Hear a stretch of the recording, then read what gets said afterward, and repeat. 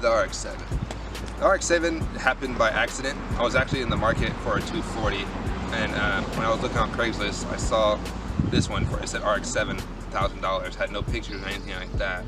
So I texted the owner and I was like, hey, can you send me some pictures? And that just happened. Went to go look at it. There was dents everywhere that weren't in the picture, so I was kind of disappointed. But other than that, he had a paperwork of rebuilt motor. I had no idea what these cars had inside of them. I thought it was just another 4-cylinder. Yeah.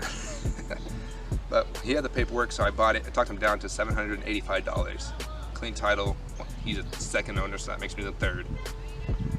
And how I got the RX-7 was just another story, and not much I could really say else besides that.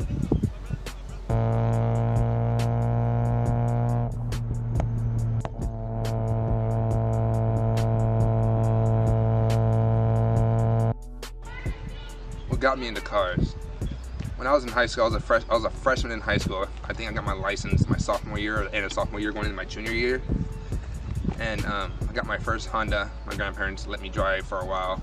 And my grandpa didn't want me spending $60 on an oil change or tire rotation, stuff like that. I didn't even have the basic knowledge how to change a tire. So he took me out one day, taught me how to change my own oil, and taught me how to change a tire as well. Once I started doing that, I started working with my hands. I've just been doing that since forever. So once I started learning how to change oil and do stuff like that, my radiator went out. So I wanted to learn how to change my own radiator. Did that myself with a little help of YouTube.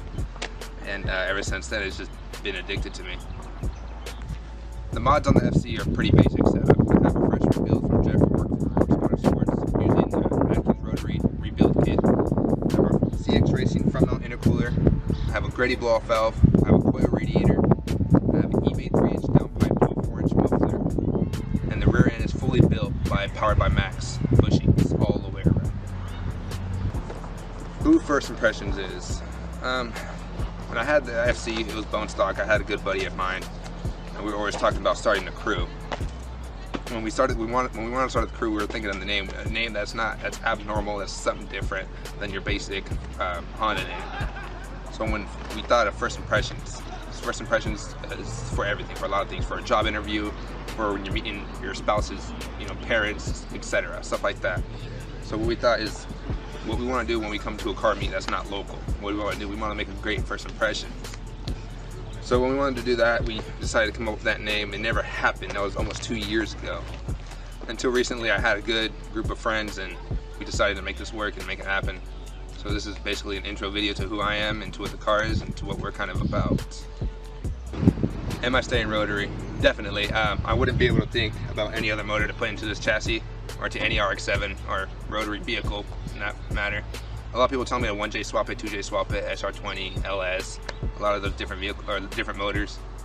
I just can't. The way the motor screams at 9,000 RPM, the way it backfires and shoots 3-inch fireballs, and the way it sounds, and just everything working together, and how it's so small at 1.3 and it can almost handle 18 pounds of boost, and it's just a ridiculous setup that Mazda made beautifully, and I would never be able to take that heart out of this chassis.